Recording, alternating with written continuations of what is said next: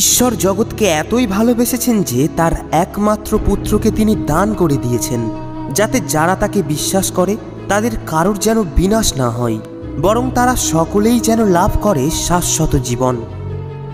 তোমরা চাও তোমাদের দেওয়া হবে, খোঁজো তোমরা খুঁজে পাবে, দরজায় ঘা দাও, তোমাদের জন্য দরজাটি খুলেই দেওয়া হবে। কারণ যে চায় সে পায়, যে খোঁজে সে খুঁজে পায়, যে দরজায় ঘা দেয় তার জন্যে দরজাটি খুলেই দেওয়া হয়। তোমাদের মধ্যে এমন কে আছে যার ছেলে রুটি চাইলে সে তাকে পাথর দেবে, কিংবা মাছ চাইলে দেবে সাপ? কাজেই তোমরা খারাপ হয়েও যখন তোমাদের ছেলে মেয়েদের ভালো ভালো জিনিস দিতে জানো, তখন স্বর্গে বিরাজমান তোমাদের পিতার কাছে যারা প্রার্থনা জানায়, তিনি যে তাদের ভালো ভালো জিনিস দেবেন তা আরও কতই না নিশ্চিত। তোমাদের জন্যে কি করতে চাই তা তো ভালোভাবেই জানি আমি। এ কথা শোনাচ্ছেন স্বয়ং ঈশ্বর।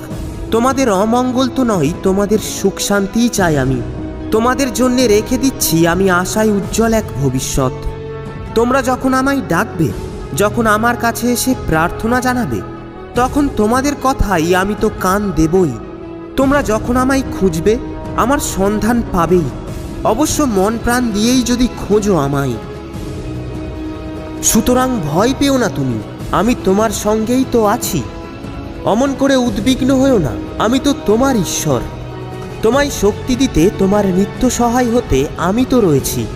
ন্যায় শক্তিতে বলিয়ান আমার এই ডান হাতে দিয়ে আমি তো ধরেই আছি তোমায়। সুতরাং যাও, তোমরা গিয়ে সকল জাতির মানুষদের আমার শিষ্য করো, পিতা, পুত্র ও পবিত্র আত্মার নামে তাদের দীক্ষা স্নাত করো। তোমাদের যা কিছু আদেশ দিয়েছি তাদের তা পালন করতে শেখাও। আর জেনে রাখো, জগতের সেই অন্তিম কাল পর্যন্ত আমি সর্বদাই তোমাদের সঙ্গে আছি।